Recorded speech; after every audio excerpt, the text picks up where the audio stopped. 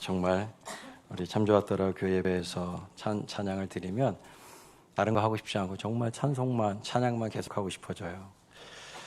정말 주님만 계속 찬양하고 싶으신 분 아멘 하십시오. 그래서 우리에게 천국이 필요하고 그래서 우리에게 영원이 필요하죠. 여러분 기도하기 쉬우세요? 저는 굉장히 어렵던데 기도하기가 참 어려워요. 기도할 때마다 주님이 바로바로 대답해 주시면 기도하기가 참 쉬울 것 같은데 우리 카페에 앉아서 친구랑 2시간, 3시간도 얘기할 수 있잖아요. 계속 주거니 받거니 하니까. 근데 기도는 계속 저 혼자 떠들어야 되잖아요. 물론 가끔 또 묵상하고 주님 말씀을 기다리기도 하고 또 성경을 통해서 주시는 말씀들을 받기도 하지만 그러나 라이브로 주님과 이렇게 대화하는 건 아니니까 결국 기도라고 하는 것은 믿음의 표현이죠. 주님이 나의 전부시고 그분이 나의 생명이라는 사실을 계속 표현해 드리는 건데 놀라운 사실은 주님의 응답이 바로 즉각적으로 나에게 대답하지 않으시는 것 같지만 놀라운 사실은 우리의 삶이 그 기도에 대한 주님의 응답으로 이루어지고 있다는 사실이에요. 그래서 믿음의 삶이죠. 믿음에서 믿음으로 나아가는 것이죠. 그러나 여러분들 마지막 날 주님 다시 오시는 그날 우리의 기도는 이제 주님과의 대화로 바뀔 것입니다. 영원토록 주님과 대화할 거예요. 상상이 되십니까? 내가 한마디 하면 그래 권영아 바로 대답해 주시고 그 대답에 감격해서 바로 찬양이 올라가고 그렇게 영원히 주님과 함께 살 것입니다. 드디어 이 날이 왔습니다. 제 생에서 이렇게 길었던 5월은 처음이에요. 왜 그렇게 5월이 안 가는지 정말 제게는 잔인한 5월이었어요. 그래서 시간은 굉장히 상대적인 것 같아요. 그런데 결국 주님께서 저의 소원을 이루지 않으시고 목사님이 앞당겨 오시지 않았기 때문에 방법은 이제 제가 가는 길밖에 없는 것 같아요. 그래서 사주원을 마치고 어떻게 해서든지 한번 제주도로 날아가 볼까 생각 중인데 주님이 은혜를 주셔야 할 것 같습니다. 참 너무 4주 동안 저는 행복했는데 어떠셨어요? 네, 룻기 말씀이 정말 저희를 행복하게 해주셨죠? 네, 정말 제가 첫 주에 말씀드린 것처럼 룻기에 대한 가이드를 드린 겁니다. 이제부터 정말 룻기를 열심히 읽으셔야 돼요. 한 절 한 절 읽어보시면 우리가 4주 동안 나눴던 말씀들이 다 살아 움직일 겁니다. 그리고 얼마나 하나님의 말씀이 신구약 전체가 예수 그리스도를 향하여 있는지, 예수 그리스도가 어떻게 이 성경의 결론이 되시는 건지 우리는 룻기를 통해서도 분명히 알 수가 있습니다. 제가 절대 염두에 두고 이것을 룻기를 결정한 것은 아닌데 오늘 신기하게도 오늘이 성령 강림 주일입니다. 물론 우리는 개혁주의의 입장을 가지고 있는 개신교 신앙이기 때문에 개신교 신앙은 성경이 예수님께서 말씀하시지 않은 것을 하지 않습니다. 그러니까 천주교에서는 칠성례라 그래서 세례와 성찬 외에도 다른 성례들을 지키지만 저희는 예수님이 명령하신 바가 없는 성례들이기 때문에 지키지 않아요. 그리고 또 이런 절기들과 관련해서도 예수님께서 지켜라 하신 것만 저희는 지키기 때문에 따로 절기를 이렇게 율법처럼 지키지는 않습니다. 그러나 우리의 신앙에 도움을 받기 위해서 때로는 이런 절기들을 기억하는 일이 우리가 연약한 죄인들이기 때문에 필요하기도 한데 오늘이 참 놀랍게도 성령 강림주일이에요. 구약에서는 오순절, 칠칠절, 맥추절 혹은 추수절이라고 부르는 그런 날이죠. 그런데 룻기를 유대인들은 바로 이 칠칠절에 오순절에 다 함께 읽고 외운다고 말씀드렸어요. 신기하게도 오늘 성령 강림주일에 딱 룻기가 맞춰지게 하셨는데 저는 전혀 계획하지 않았지만 좀 우연처럼 보이지만 그럼 여기에도 룻기를 우리에게 기억하게 하시는 주님의 섭리가 있다고 저는 믿습니다. 우연도 섭리인 거 믿으시지요? 아멘입니다. 그런데 오늘 룻기 4장 1절도 보면 동일하게 또 그 우연이 나옵니다. 4장 1절 한번 같이 읽으실게요. 4장 1절입니다. 시작.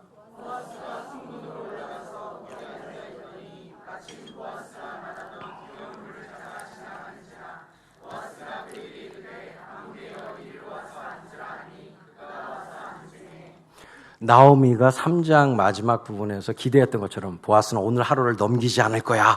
쾌속남답게 오늘 하루 동안 다 할 거다. 이렇게 그 믿음을 표현한 것답게 보아스가 움직이기 시작합니다. 여호와를 믿음으로 행동하기 시작해요. 그런데 보아스의 행동은 이제 성문으로 가는 겁니다. 그리고 마을의 원로들을 그 10명이라는 숫자의 의미가 있는데 어쨌든 완전한 증인들을 딱 모아놓고 이제 자신보다 앞서 있는 고엘을 요청해서 오라고 해서 이제 누가 고엘이 될 것인지를 거기 단판을 지으려고 하는 것이죠. 그런데 하나님의 은혜가 있어요. 보아스가 딱 성문이라고 하는 것은 이 고대 근동에서는요, 그냥 문만 있는 게 아니라 이 성문을 중심으로 긴 이 성벽이 놓여져 있고 이 폭이 엄청납니다. 그리고 그 성벽 위에 이제 중요한 관공서가 있는 셈이에요. 그래서 여기서 이제 우리 그 주민센터가 여기 다 있고요. 그리고 여기 법원이 다 있고요. 그런 것입니다. 그래서 여기 모여서 이제 뭔가 중요한 결정들을 내리는데 그 성문에 간 겁니다. 그리고 그 성문에 가서 이제 아마도 보아스의 계획은 장로님들을 모셔놓고 그리고 나서 이 사람을 아마 사람을 불러서 데리고 오려고 했을 거예요. 그런데 놀라운 사실은 주님께서 먼저 행동하신 거죠. 이 사람이 먼저 마침, 이게 히브리어로 힌내라는 말인데 마침 지나가게, 때마침 지나가게 하셨어요. 그러니까 보아스가 성문으로 올라가는데 딱 때마침 지나가는 거예요. 아무개요, 이리 올라와라. 이게 딱 먼저 올라오게 하고 그 다음에 이제 마을 원로들을 모십니다. 그리고서 이제 누가 고엘이 될 것인가를 정하게 하는 이 장면이 나오게 됩니다. 보아스보다 앞선 고엘이 때마침 딱 지나가고 있어요. 우연도 섭리인 거 믿으시죠? 헤세드의 마음을 가지고 그 헤세드를 실행에 옮기려는 사람에게 하나님은 우연을 통해서도 역사하십니다. 그래서 그 헤세드가 이루어지도록 하시는 거죠. 자, 이 1절에 보면 보아스가 이렇게 마침 보아스가 말하던 기업 물을 자가 지나간다 이렇게 1절이 말하고 있는데 이 기업을 물은다라고 하는 말 우리 다 기억하시죠? 이 기업은 절대 빼앗길 수 없는 그 가족에게 주신 고유한 땅과 자손을 말하는 것인데 그 기업을 어쩔 수 없이 경제적인 상황 때문에 누군가에게 팔았을 때는 반드시 그 기업을 돌려받아야 됩니다. 근데 그 돌려받는 일을 본인의 능력으로 할 수 없을 때 대신 친족 중에 누군가 나타나서 그것을 자신의 돈을 치르고 그것을 되찾아서 다시 원주인에게 돌려주는 이것을 기업을 물은다라고 표현한다고 했습니다. 바둑 물러 뭐 낙장 불입 이렇게 물르는 것처럼 기업을 다시 물러 해가지고 물러서 원주인에게 주는 거죠. 그런데 이 기업을 물은다라고 하는 이 동사가 가알이라고 하는 히브리어인데 이 가알이라는 동사의 모음을 달리하면 고엘이 되는 겁니다. 그래서 기업을 물으다 혹은 기업 물을 자 이렇게 되는데 이게 같은 단어인데요. 영어로 표현하자면 redeem 이게 이제 구속하다, 되찾다 이런 데 뜻이죠. buy back 다시 되찾아 사는 거죠. 그런데 여기 er 붙여서 redeemer 이렇게 표현하면 구속자가 되는 겁니다.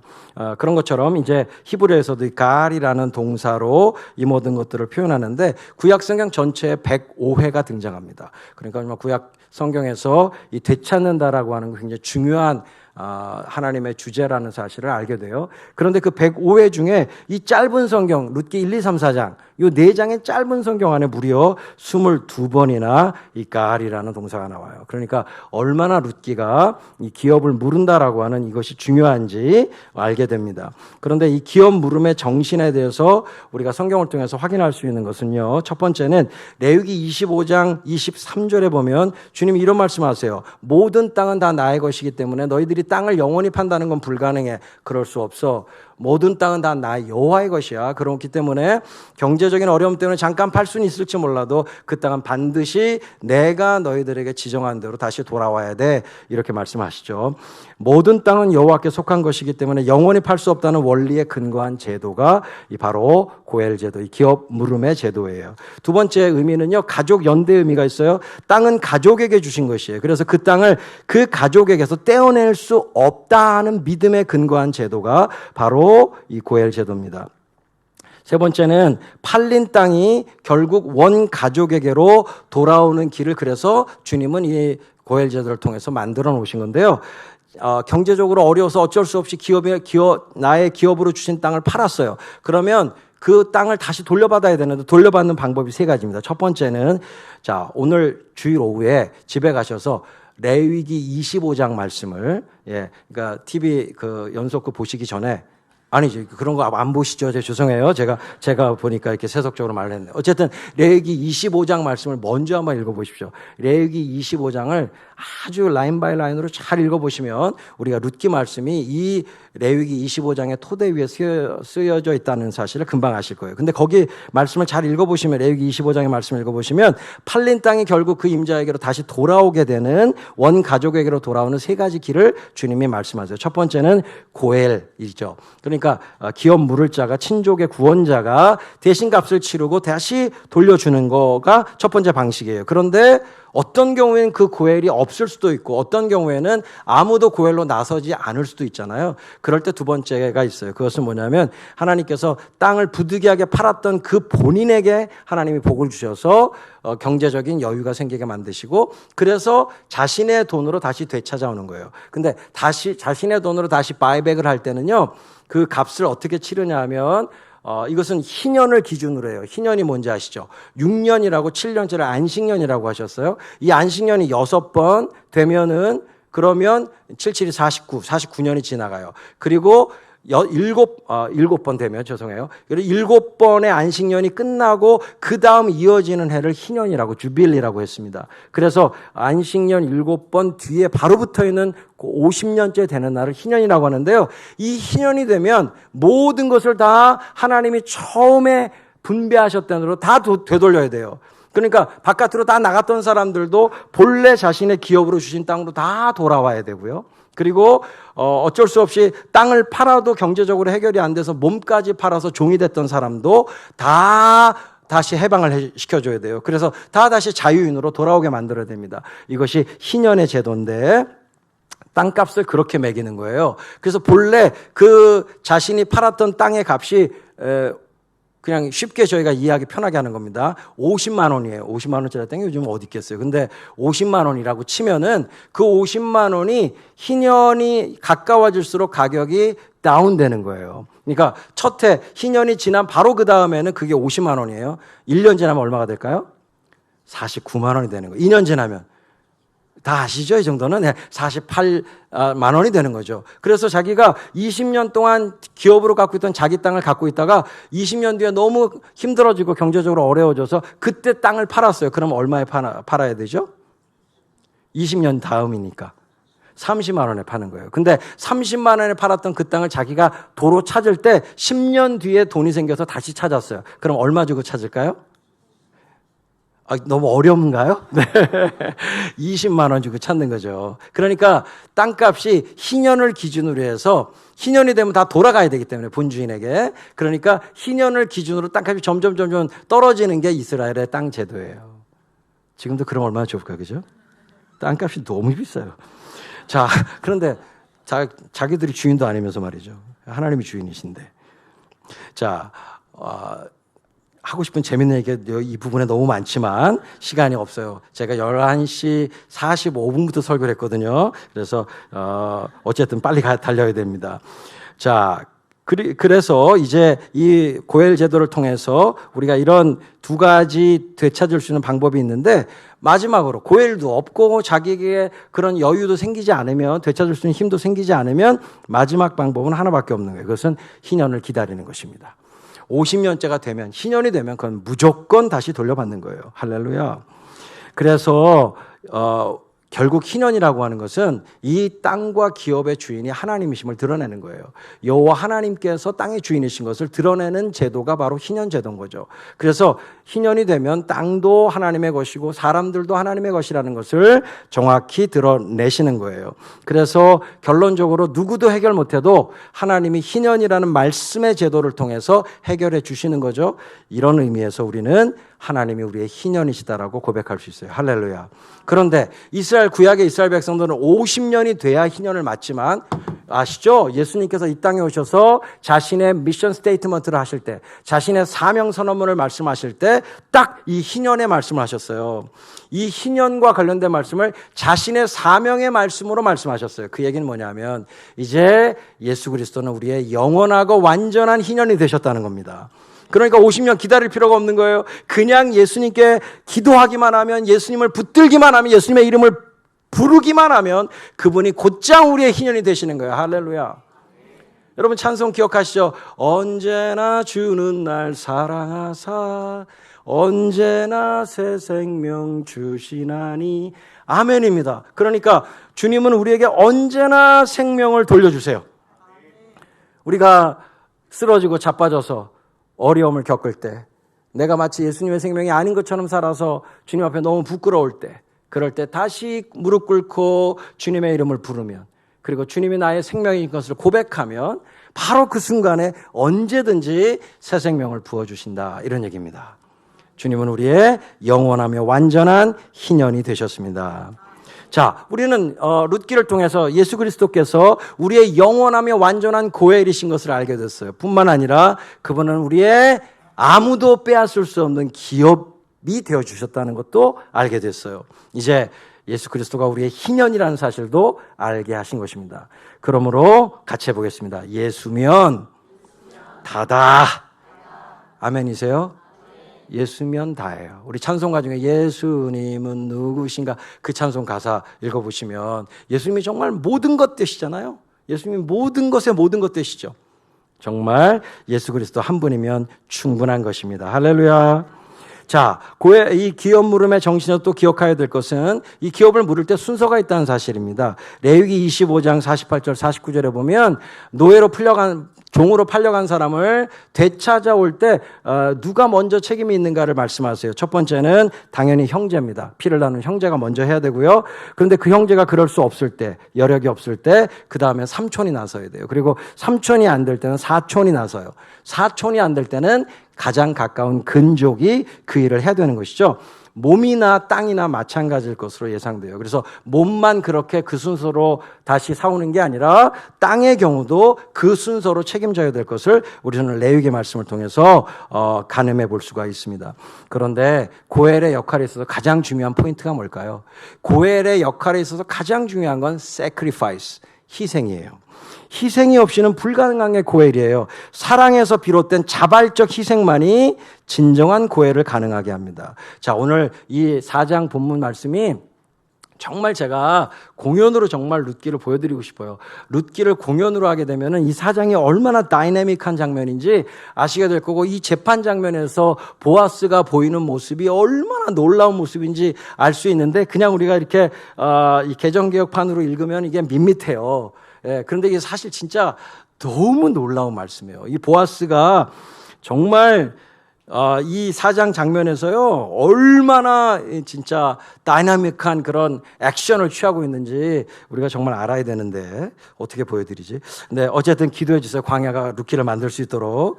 이 보아스가 오늘 이 장면에서 보면요, 그 아무개라고 불려지는 사람, 나중에 신발 벗어 주는 이 사람 막 몰아붙여요. 그러니까 보아스의 태도가 이 4장에서, 그래 뭐 하나님의 뜻이면 내가 고엘이 되겠지만 뭐 내가 고엘이 뭐 안 돼도 할 수 없지. 3장에서 룻에게 말을 할 때는, 보아스가 말을 할 때는 나보다 앞선 고엘이 있어서 뭐 그 사람이 고엘이 된다라면 뭐 그것도 좋은 일이지. 하지만 그 사람이 거절한다면 내가 반드시 할 거야, 이렇게 얘기했지만 그 말 속에 담겨있는 보아스의 마음은 그냥 되면 내가 할게가 아니에요. 예, 그런 뜻이 아닙니다. 룻에게 말할 때부터도 보아스는 이미 간절해요. 야, 네가 이런 신앙의 모습, 더 나은 이 헤세드의 모습을 보니까 내가 정말 고엘이 돼주고 싶다. 내가 진짜 그 고엘 내가 진짜 하고 싶다. 그런데 하나님 말씀보다 앞설 수는 없어. 그런 간절함이 있는 거거든요. 그 간절함에 맞게끔 요 4장에서 보아스가 행동을 해요. 그래서 다시 한번 4절 읽어보세요. 여기 4장 4절 한번 다시 읽겠습니다. 4장 4절 시작.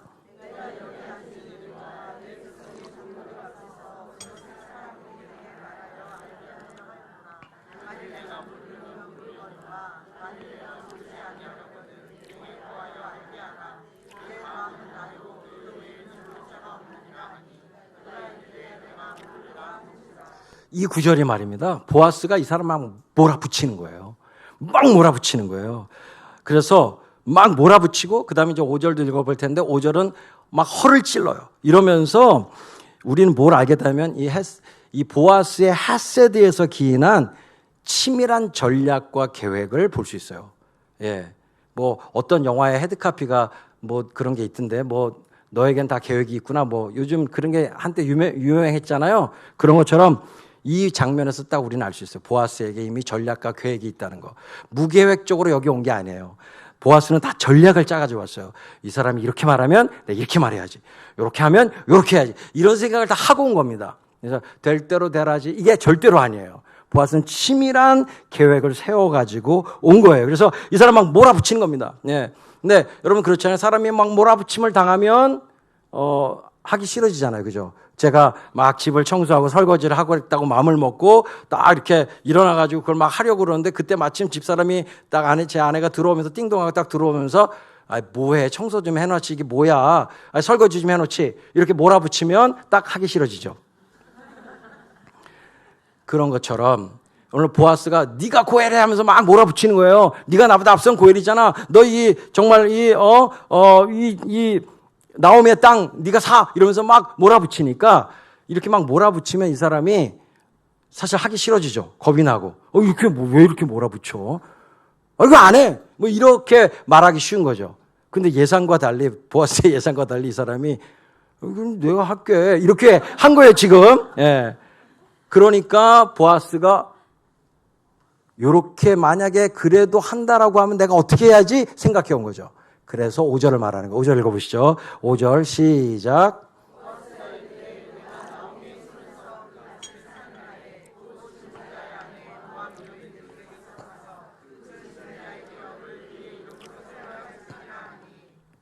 네, 이건 무슨 얘기죠? 네가 땅만 사면 안 돼. 룻도 책임져야 돼. 이렇게 딱 나온 거예요.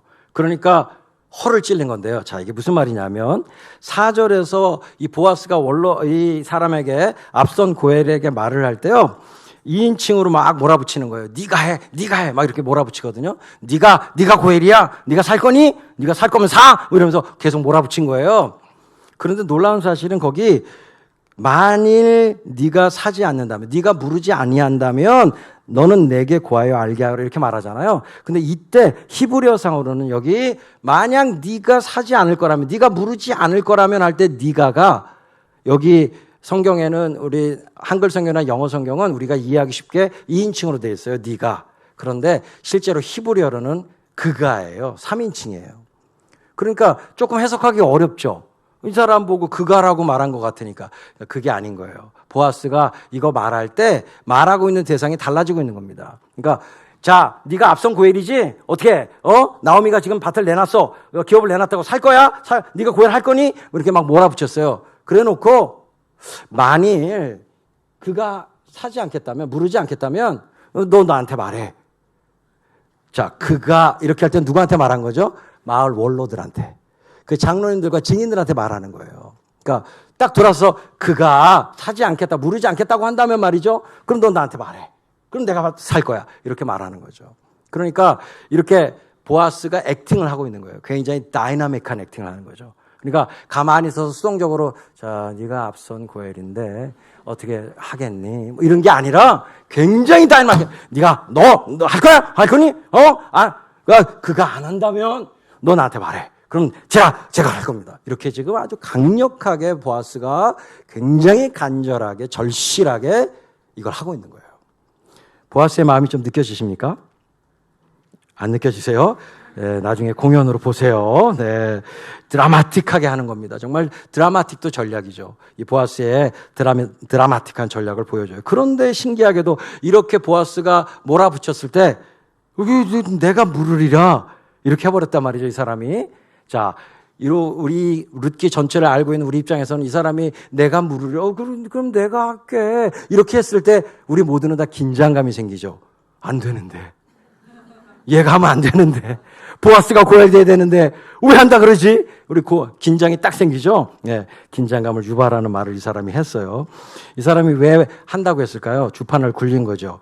주판을 빨리 굴려본 거예요. 그랬더니 손해볼 거 없다고 생각이 들었어요. 왜냐하면 토지를 매입하는데, 그러니까 원래 고엘이라고 하는 것은 자, 엘리멜렉이 모압 땅으로 가면서 땅을 팔고 가질 않았어요. 그 땅이 그대로 있어요. 나오미가 돌아왔어요. 그 땅을 누군가에게 팔아서 그 돈으로 남은 생계를 살아야 돼요. 그래서 그 땅을 내놓은 거예요. 그런데 누가 산 다음에 다시 되찾아 줄 필요 없이 우리가 바로 곧장 나오미에게서 사자.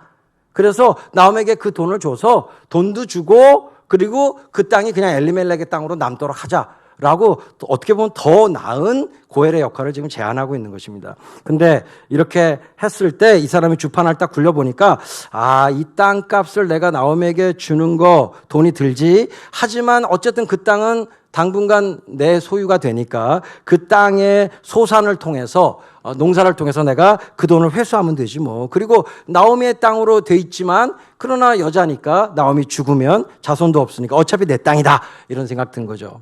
그러니까 주판을 딱 굴려보니까 자기한테 별로 손해가 없는 거예요. 그래서 내가 물으리라 한 것입니다. 근데 여기 사람이 놓친 게 있죠.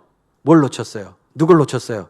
룻을 놓친 거죠. 룻이 안중에 없는 거예요. 룻은 룻에 대한 아무 생각이 없는 사람이에요. 모함 여자고 무시한 거죠. 그러니까 룻 생각을 못한 거예요. 그래가지고 내가 그러면 밭은 내가 사줄게 이렇게 한 거죠. 그랬더니 보아스가 바로 뭐라고 합니까?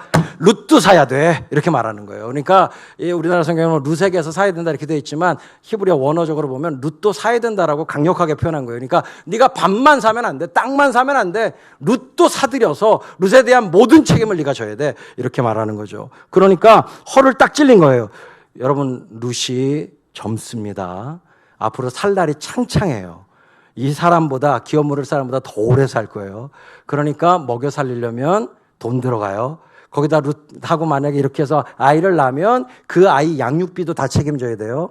그리고 그 아이는 누구 아이? 자기 아이가 아니라 엘리멜렉과 말론의 아이예요. 결국 이 모든 소유는 그 아이의 것이 될 거고 자기 거가 될 수 없어요. 이런 계산을 딱 해보니까 룻까지? 그 힘센 여자까지?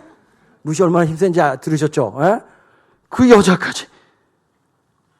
야, 아이 태어나면 양육비는 어떡하고? 결국 그 아이는 내 아이도 아닌데 결국 그 땅 자체가 내 땅이 될 수 없는 것.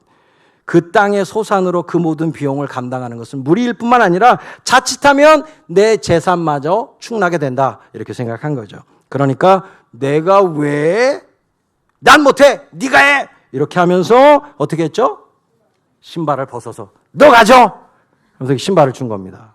그 냄새나는 신발을 왜 줬는지 모르지만 어쨌든 신발을 여기 내 신이야 받아 이렇게 한 것입니다.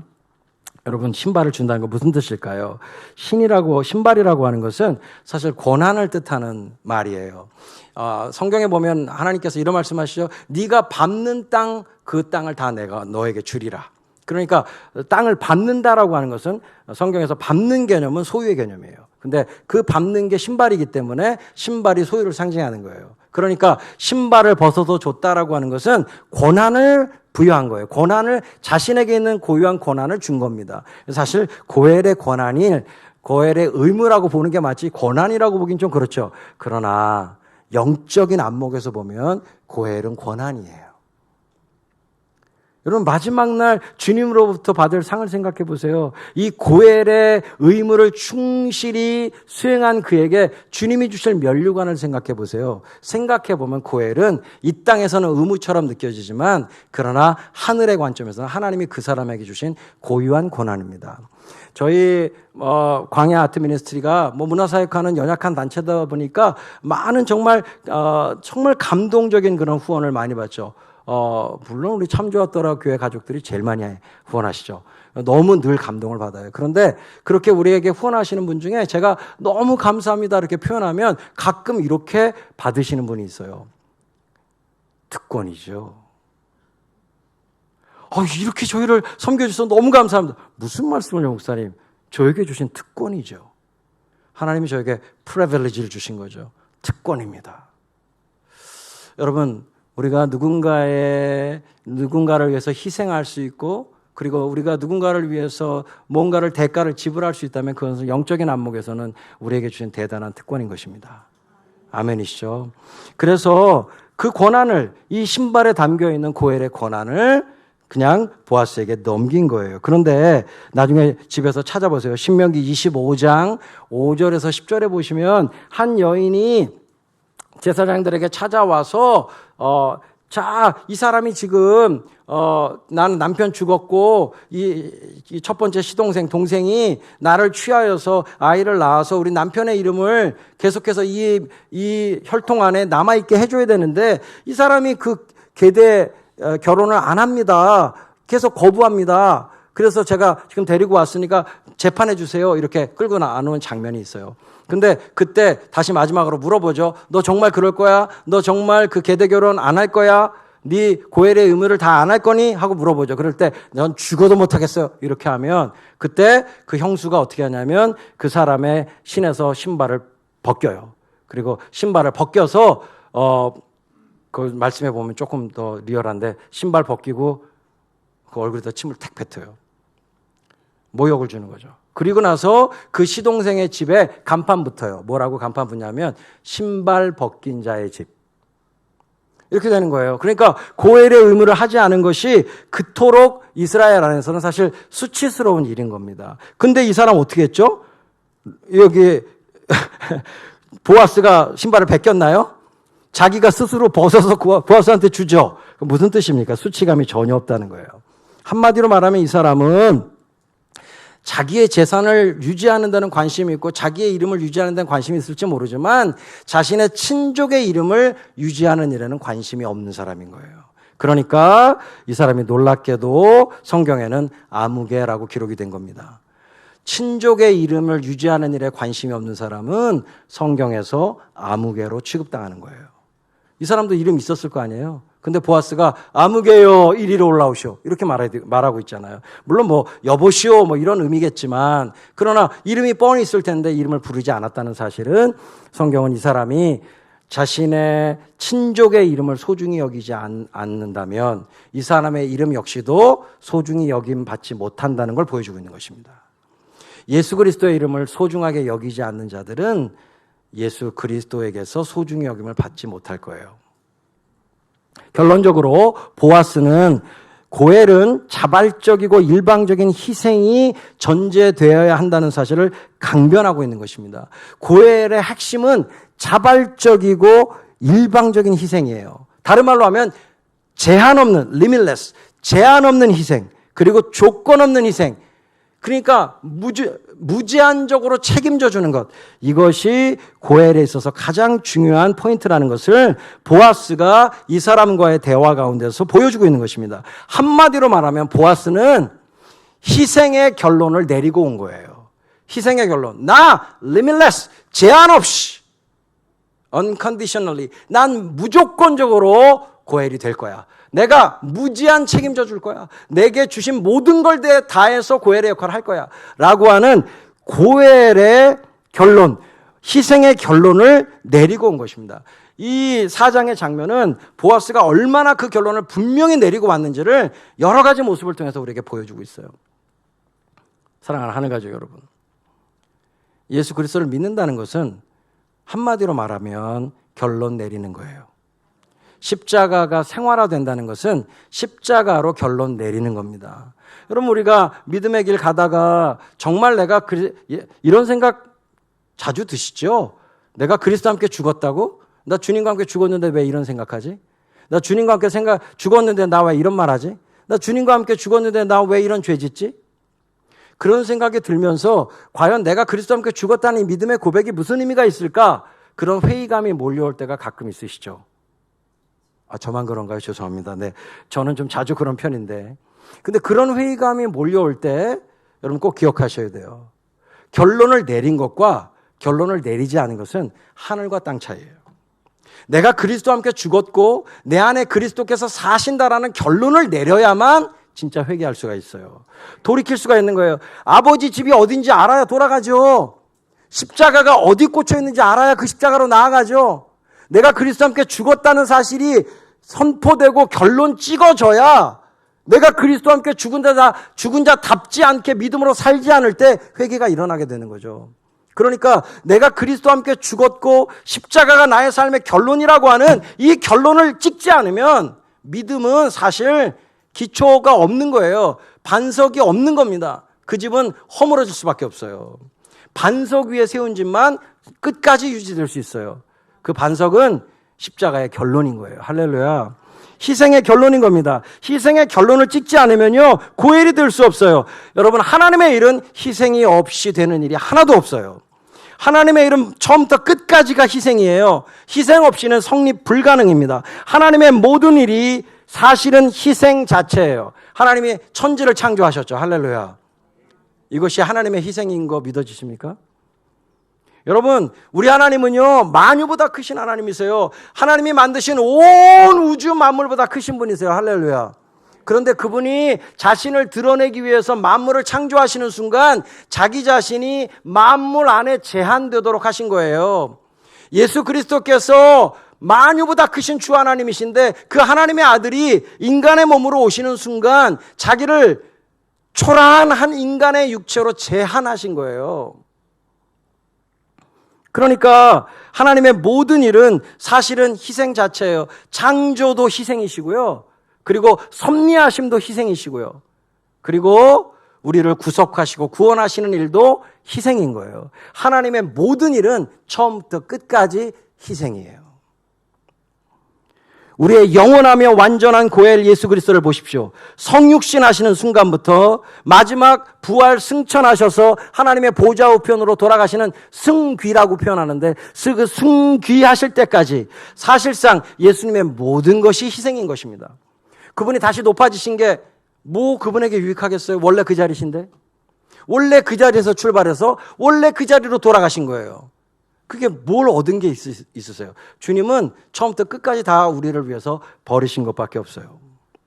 그러니까 주님의 몸된 교회는 바로 그 희생 위에 하나님의 영광, 희생의 영광, 십자가의 영광, 그 십자가의 영광의 반석 위에 세워져 있는 것이 교회입니다.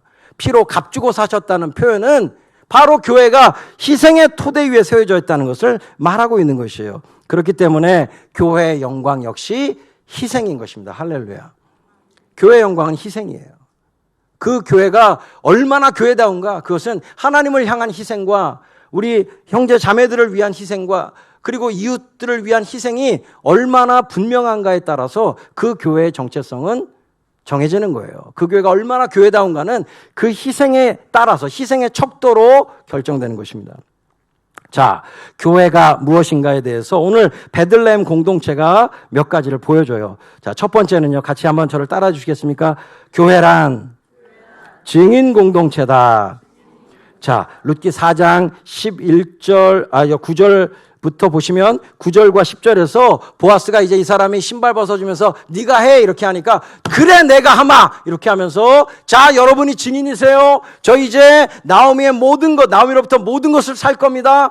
그래서 나오미에게 돌려줄 겁니다. 그리고 이제 룻을 제가 아내로 맞아들여서 이제 주시는 아이를 말론의 이름으로 등재해서 이 모든 것이 다 말론의 것이 되게 할 겁니다. 말론의 이름이 우리 가운데 살아있게 할 거예요. 이렇게. 근데 이것도 증인해 주셔야 됩니다. 하면서 이 증인, 에드라고 하는 히브리어인데 근데 이제 복수니까 에딤이라고 하는데 여러분이 에딤입니다. 증인입니다. 이렇게 강력하게 증인의 요청을 해요. 근데 그 증인 요청에 대해서 11절 말씀드려 어떻게 받습니까? 읽어보시죠. 11절입니다. 4장 11절.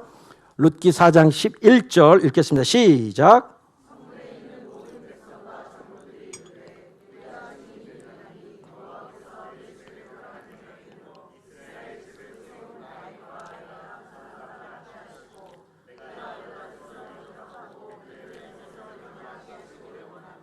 아멘입니다.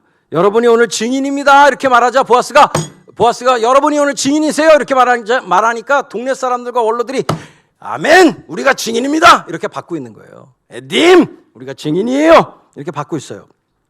그러니까 교회란 증인 공동체인 것입니다. 그래서 보아스의 증인 요청을 장로들과 백성들이 기꺼이 수락하는 것처럼 이사야서 43장 10절에 보면 하나님께서 나는 여호와라 너희들은 나 여호와의 증인이다 이렇게 말씀하세요. 그래서 우리가 여호와의 증인이라는 말의 의미는 저 이단들이 말하는 것과 달라요. 그 이단들이 간판을 그렇게 걸고 있지만 사실은 그 여호와가 바로 하나님이신데 그 하나님이 구약의 그 여호와 하나님이 나는 나다라고 말씀하신 예수 그리스도라는 사실을 믿지 않기 때문에 그들은 진정한 여호와의 증인이 아닌 거예요. 예, 거짓된 무리일 뿐입니다. 그러나 우리가 사실 주님의 몸된 교회가 진정으로 참된 여호와의 증인이죠. 예, 아멘이시죠? 근데 그 간판 뺏겼다고 너무 서운해하지는 마세요. 왜냐하면 우리는 더 좋은 완성된 이름이 있으니까 그 완성된 이름은 어떤 이름이죠? 그것은 바로 사도행전 1장 8절에 예수님께서 너희가 성령에 오시면 권능을 받고 예루살렘과 온 유대와 사마리아와 땅끝까지 이르러 누구의 증인? My witness. 내 증인이 되리라. 할렐루야. 그러므로 우리는 예수 그리스도가 이 모든 증인에 대한 결론이 되신다는 사실을 알고 있어요. 그러므로 예수님의 증인이 결론과 완성이에요. 그러니까 여호와의 증인이라고 하는 구약의 언어를 우리가 지금 쓰지 않는다고 해도 아무 문제가 되지 않아요. 우리는 예수 그리스도의 증인입니다. 할렐루야. 그러니까 이쯤에서 한마디 제가 첨언하고 싶은 건 과정으로 돌아가면 이단이에요.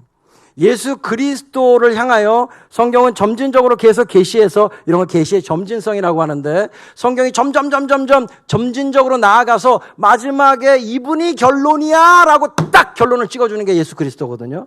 예수 그리스도에게서 모든 성경이 완성된 거예요. 할렐루야. 그러니까 다시 돌아가면 안 돼요.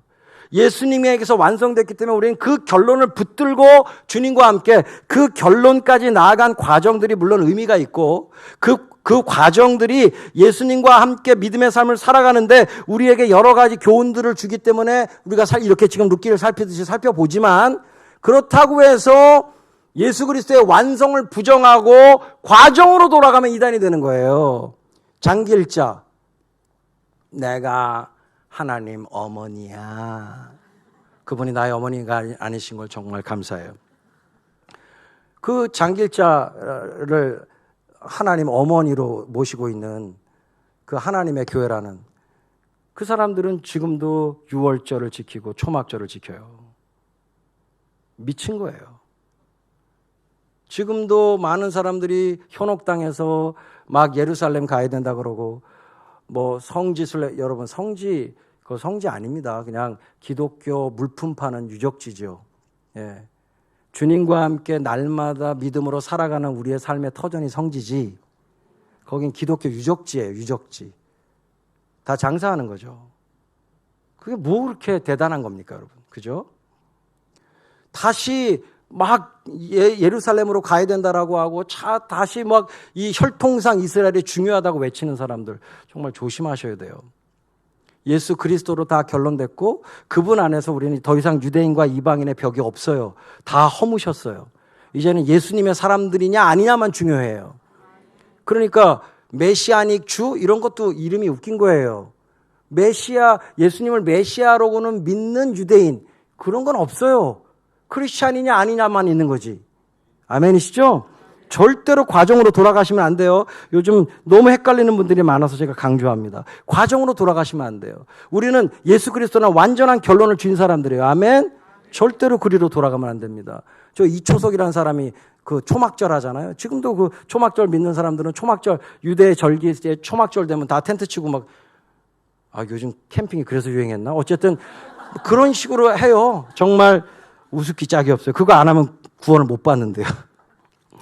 여러분 캠핑을 가셔도 그런 건 지키지 마세요. 예수 그리스도가 우리의 유월절 어린 양이십니다. 우리 찬양한 것처럼 유월절의 완성 예수님이세요. 초막절이요? 당연히 예수님이 우리의 완성이시죠. 그분이 우리가 거할 영원한 장막이세요. 아멘이시죠? 77절 추수절 당연히 그분이 우리의 삶의 완전한 열매 되시죠. 더 이상 다른 추수를 기대할 이유가 없죠. 그러니까 그분이 전부가 되신 것입니다. 자, 하나님의 말씀을 듣고 순종하는 모습, 그 순종을 통해 주님이 하시는 일들에 대해서 교회는 당연히 증인의 역할을 해야 합니다. 그래서 교회는 증인 공동체예요. 자, 그리고 두 번째는요. 같이 하겠습니다. 교회는 축복 공동체입니다. 우리가 읽었던 11절에 보면 룻에 대해서 이렇게 축복하죠. 라헬과 레아처럼 됐으면 좋겠다. 자, 12지파의 출발점이죠. 라헬과 레아는. 그죠? 야곱의 두 아내. 국모에 해당합니다. 국모. 그러니까 이 정말 어떻게 보면 인간적으로 보면 보잘것없는 모함 여인 룻을 이스라엘의 국모처럼 되게 해달라고 기도하고 있는 거예요. 와, 이거 뻥이 너무 센 거 아닌가요? 그러나 우리는 알고 있죠? 룻기의 마지막 단어가 다윗이라는 사실. 그리고 이 룻이 정말 다윗의 이제 증조모가 되니까 정말 이스라엘의 국모처럼 된 거죠. 정말 놀라운 은혜죠. 이 축복이 뻥이 아니었다는 걸 보여줘요. 그리고 보아스에 대해서는 어떻게 축복합니까? 유력하고 유명해지길 바란다. 이 동네뿐만 아니라 그냥 이스라엘에서 유명한 사람 되기를 바라고 있어요. 친족의 이름을 위해서 손해를 감수한 보아스이기 때문에 친족의 이름을 소중하게 여긴 보아스니까 보아스의 이름도 유명해지기를 축복해주고 있는 겁니다. 그런데 보아스가 정말 얼마나 유명해졌습니까? 지금 몇천 년이 지난 지금 우리에게도 유명한 양반이 되셨잖아요. 할렐루야. 그러나 더 중요한 것은 이 보아스와 룻 이 사람들에 대한 축복이 우리 주 예수 그리스도에게서 완성된 것입니다. 베들레헴을 넘어서 온 이스라엘의 다윗의 왕가로 이들이 알려졌지만 그것을 넘어서서 결국 다윗의 자손으로 오신 예수 그리스도의 족보에 이들이 오르게 된 거예요. 할렐루야. 얼마나 큰 복을 받은 것입니까? 12절은 자손에 대한 축복을 합니다. 그래서 이 자손이 정말 이 아내가 너 그 여자 룻이 아들을 낳아주기를 바란다. 여호와께서 아들 주시길 바란다. 이렇게 말하는데요. 여기 아들이라는 단어 대신에 히브리어는 사실 이 제가라는 말인데 씨라는 단어를 썼어요. 이 단어가 유다와 다말 이야기에 등장하는 단어거든요. 그래서 결론적으로 제가 모든 것을 압축해서 말씀드리자면 이 단어를 원래는 이렇게 말하는 게 더 나은 거예요. 너의 집에 들어간 그 여인에게 여호와께서 자손을 아들을 주시기를 이렇게 하는 게 문맥상 자연스럽거든요. 근데 히브리어로 씨를 주시기를 이렇게 말했단 말이죠. 그 씨라는 말이 원래 유다와 다말에게서 있었던 씨에 대한 이야기예요. 그래서 결론적으로는 이 단어를 채택함으로 말미암아 유다와 다말의 이야기랑 지금 보아스와 룻의 이야기를 연결시키고 있는 거예요. 그러니까 한마디로 말하면 족장과 그리고 이제 이어질 다윗의 브릿지 역할을 가교 역할을 룻기가 하고 있다는 사실을 보여주고 있는 것입니다. 자, 그런데 거기서 베레스의 집안처럼 되기를 바란다 이렇게 자손에 대해서 축복을 했어요. 원래 베레스는 유다의 아들이잖아요. 그러니까 유다의 아들처럼 이렇게 말해도 될 것 같은데 유다의 집안처럼 이렇게 말해도 될 것 같은데 베레스라고 말했다는 사실은 이제 유다의 자손이 베레스로 이어졌다는 사실을 강조하기 위한 거예요. 그래서 마지막 족보도 유다의 족보라고 말하지 않고 누구의 족보라고요? 마지막에 보세요. 여기 18절에 보면 누구의 계보라? 베레스의 계보라고 말을 하고 있어요. 그러니까 베레스가 이 당시 룻기가 쓰여질 당시의 사람들에게는 굉장히 중요한 가문이에요. 그렇기 때문에 베레스의 가문처럼 되기를 바란다라고 말하고 있는 것이죠.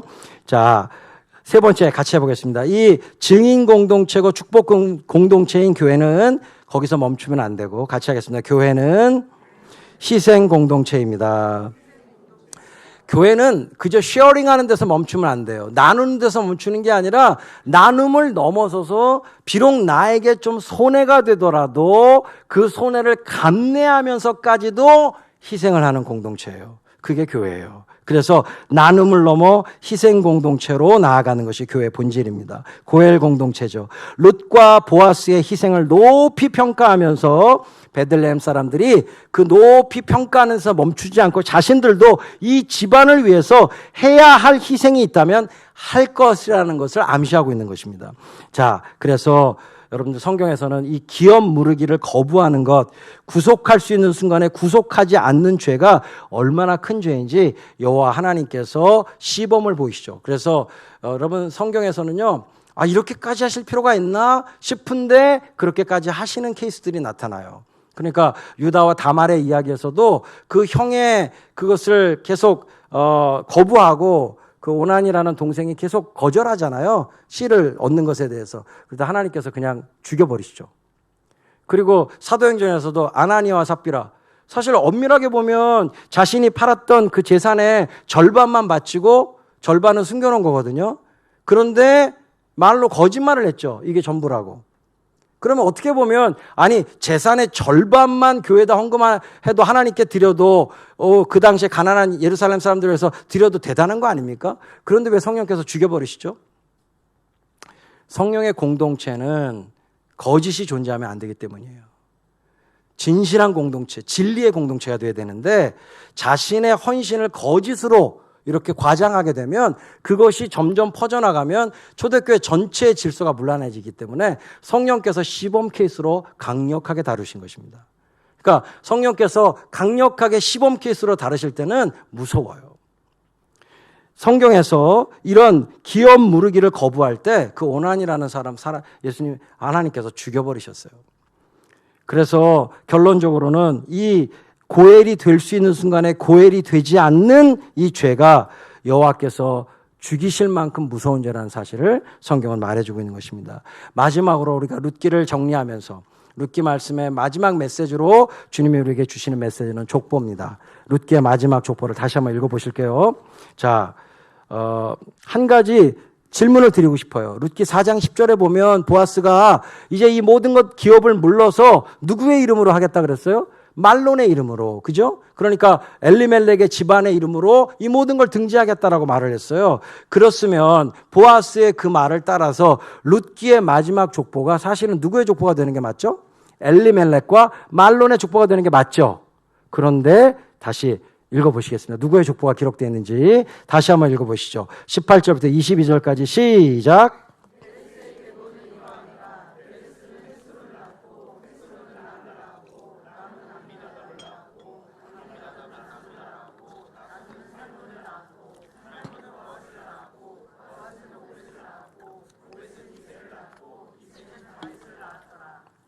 그러니까 이게 엘리멜렉과 말론의 족보가 아니라 결국 누구의 족보가 기록됐어요? 보아스의 족보가 기록된 겁니다. 자, 그렇다면 오벳은 보아스가 아닌 말론의 아들이 아닌가? 이런 생각이 들죠. 왜 엘리멜렉과 말론의 족보가 아니라 보아스의 족보를 여기 룻기가 적고 있다는 말인가? 우리는 이 룻기의 족보를 통해서 이런 메시지를 받을 수 있어요. 룻기의 족보는요, 일반적인 족보가 아니라 구속사적인 족보라는 사실이에요. 룻기의 초점은 누가 고엘로부터 은혜를 입었는가에 초점이 있는 것이 아니라 누가 고엘인가에 초점이 있는 거예요. 할렐루야. 그러니까 이 보아스의 도움을 받은 은혜를 입은 엘리멜렉에 초점이 있는 게 아니라 이 은혜의 통로가 된 고엘이 된 보아스에게 초점을 맞췄다라고 하는 거예요. 룻기의 족보는 그런 의미에서 구약 성경 역시 순수 혈통주의가 아니라 많은 이단들이 구약은 순수 혈통주의라고 얘기하거든요. 이게 혈통이 중요하다고. 아닙니다. 아니에요. 거짓말이에요. 구약 역시 순수 혈통주의가 아니라 믿음주의에 기초하고 있음을 이 족보가 우리에게 분명하게 피력하고 있는 것입니다. 누가 하나님의 말씀에 마음을 다해 사랑으로 순종했는가? 누가 하나님의 헤세드를 믿음으로 간직하고 행동했는가? 이것이 구약 역사의 초점인 것입니다. 결론적으로 룻기는요, 일반 역사가 아니라 메시아적 역사를 기록한 것이에요. 단순한 가정사가 아니라 다윗 왕조의 기원을 알려주는 국가적인 스토리로 기록되고 있는 것입니다. 장로들의 축복이 결코 허황된 것이 아니었음을 드러내고 있는 것입니다. 민족적인 차원에서 보자면요, 사사시대 자체가, 이 룻기가 사사시대 이야기인 거 기억하시죠? 사사시대 자체가 텅 빈 이스라엘을 보여주는 시대거든요. 정말 이스라엘이 텅 비어버렸어요. 그런 민족 전체가 비어버린 이런 이스라엘을 여호와 하나님께서 버리지 아니하시고 이 한 가정의 아름다운 이야기 속에 다윗을 주심으로 말미암아 다윗의 핫세들을 통해서 이제 텅 비어버린 이스라엘을 풍요와 안식으로 가득 채우실 것을 이 족보가 예고해주고 있는 것입니다. 구약에서 왕과 제사장과 선지자는 기름을 부어서 세워지는 메시아들이었습니다. 메시아라는 말이 기름 부음 받아서 the anointed를 말하는 거예요. 기름 부음 받은 자들. 이것의 헬라어가 크리스토스, 그리스도죠. 그래서 기름 부음 받은 사람들을 메시아라고 불렀는데 룻기는 결국 그런 의미에서 다윗의 결론으로 나아가는 메시아적 역사를 기록하고 있는 것입니다. 보아스와 베들레헴 공동체를 통해서 두 과부를 먹이고 채우신 여호와의 헤세드가 이제 다윗을 통해서 이스라엘 전체를 먹이고 채우실 것을 예고하고 있는 것입니다. 우리는 알고 있어요. 다윗의 자손 예수 그리스도를 통해서 구원받을 하나님 나라 백성들 전부를 하나님께서 먹이고 채우셨다는 사실을 말입니다. 그런데 이 위대한 구속사에 여호와 하나님은 놀랍게도 이 위대한 구속사 안에 룻이나 보아스 같은 평범한 사람들을 세우셨어요. 그 평범한 사람들의 헤세드를 사용하신 것입니다. 끊임없이 여호와께로 돌이키고 끊임없이 여호와의 이름을 부르고 그리고 여호와를 믿음으로 작지만 의미 있는 순종의 행동들을 하고 있는 이런 평범한 사람들을 하나님은 하나님의 구원의 역사에 쓰고 계시는 거예요. 여러분들 뮤지컬 더 북 보셨죠? 루터나 찌빙글리나 칼빈만 쓰신 것이 아니라 롤라드라고 하는 지극히 작은 평민들을 하나님은 하나님의 구속의 역사에, 구원의 역사에 놀랍도록 그들을 사용하신 것입니다. 이런 거대한 구속사의 드라마를 끌고 가는 강력한 동력이 무엇인지를 베들레헴 여인들의 입술을 통해서 주님이 답을 주세요. 하나님의 이 거대한 구속의 드라마가 어떤 동력에 의해서 움직여가고 있는가 15절 읽어보겠습니다. 4장 15절, 룻기 4장 15절, 베들레헴 여인들의 입을 통해서 그 동력을 말씀해 주세요. 15절 읽습니다. 시작.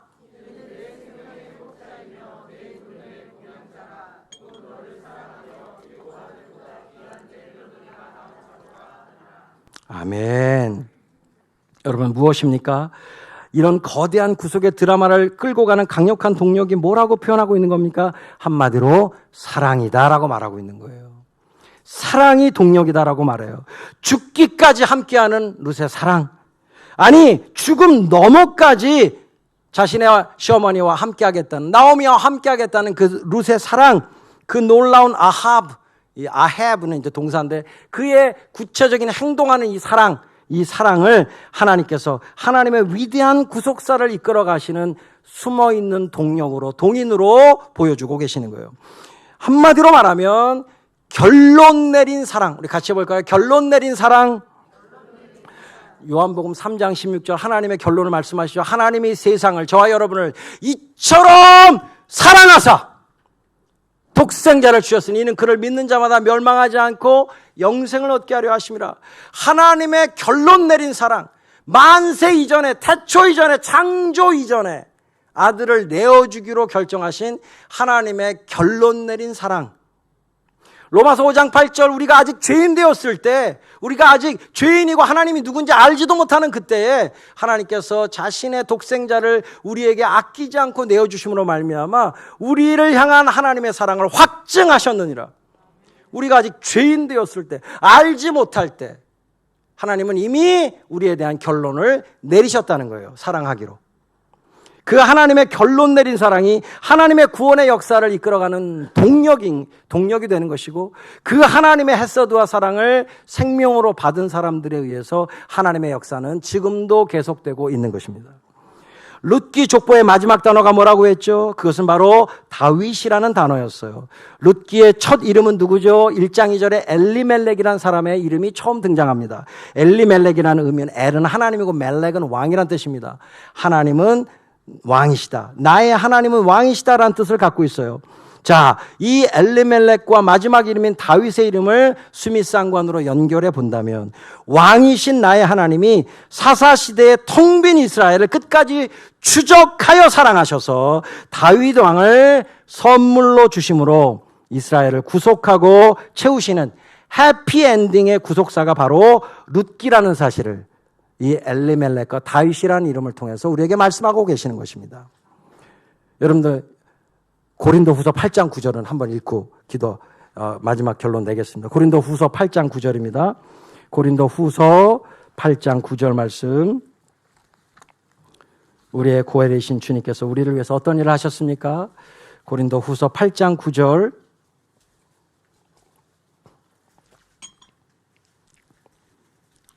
어쩌면 우리는 이 말씀을 룻기의 결론으로 받을 수 있겠습니다. 고린도후서 8장 9절 함께 읽겠습니다. 시작.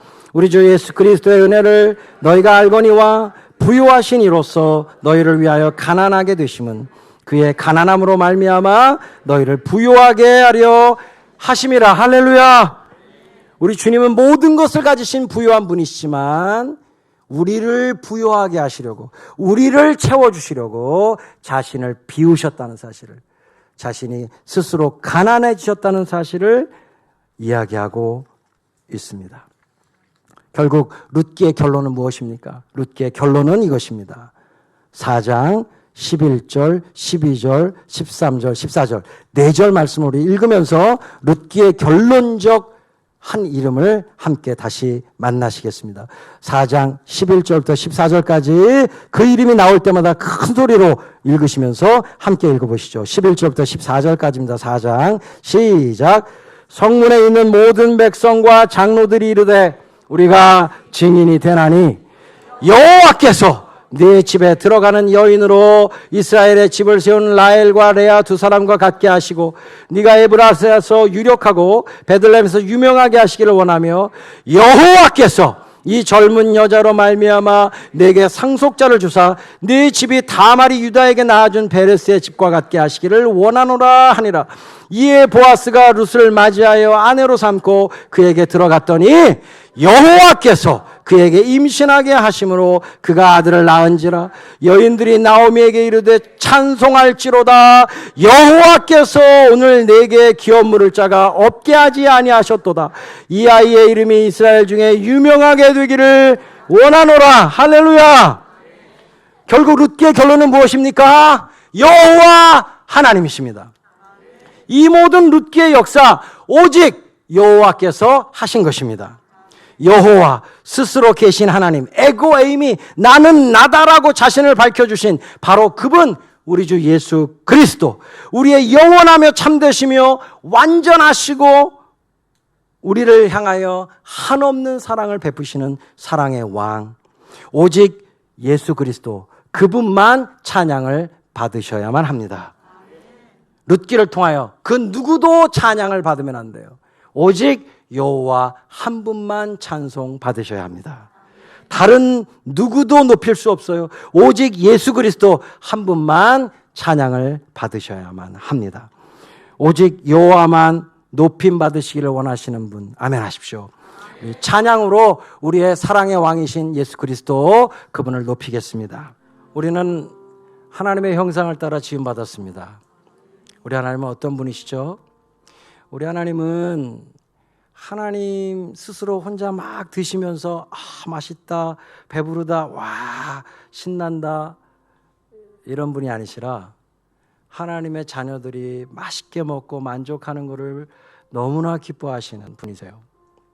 우리는 그 하나님의 형상으로 창조함 받았어요. 그래서 우리는요, 내가 맛있게 먹는 걸로 만족이 안 돼요. 내가 사랑하는 사람들이 맛있게 먹어야 만족이 돼요. 우린 그렇게 지음 받았어요. 그게 훨씬 더 놀라운 것이죠. 그저 나를 꾸역꾸역 채워서 만족하는 존재가 아니라 오히려 내게 주신 것들을 계속 흘려보내고 희생하고 나눠줌으로 다른 사람들이 풍성하게 되는 것을 봐야지만 만족할 수 있는 존재로 창조함 받은 거예요. 그것이 우리의 창조의 원형이에요. 예수 그리스도는 우리를 그 창조의 원형으로 회복시키십니다. 여러분, 인생의 목적은 무엇입니까? 그것은 내가 영광을 받는 것이 아니라 하나님이 영광을 받으시는 거예요. 하나님을 영화롭게 하는 것이 인생의 목적이에요. 여호와 하나님을 찬양하는 것입니다. 인류의 역사의 목적은 무엇입니까? 그것은 우리 구주 예수 그리스도가 높임을 받으시는 거예요. 여러분, 우린 그래야만 만족할 수 있어요. 하나님 그분의 이름이 높아지고 예수 그리스도 그분이 영광을 받으셔야만 우리 만족할 수 있어요. 거기까지 가지 않으면 우린 결단코 만족할 수 없어요.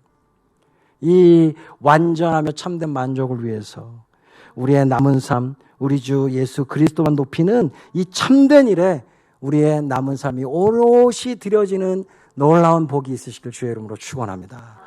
기도하겠습니다. 이제는 우리의 영원히 높임 받으실 이름이 되어주시기 위하여 아낌없이 자기 자신을 내어주신, 다 가지셨으나 다 내어주신 우리 주 예수 그리스도의 은혜와 우리 아버지 하나님, 그 아들 우리의 부를 영원한 이름 되게 십자가에 내어주신 우리 아버지 하나님의 사랑과 그리고 그 은혜와 사랑이 오늘도 우리의 생명과 생활이 되게 하시는 성령의 교통하심이 오늘 룻기를 우리에게 허락하신 하나님의 놀라우신 사랑에 감격 감사하며 우리의 남은 삶을 오직 여호와의 이름만 높이기로 결정하는 예수 그리스도의 이름에만 모든 영광을 돌리기로 결정하는 우리 사랑하는 참조와 또라 가족들 위해 이제부터 영원토록 함께 계실지어다. 아멘.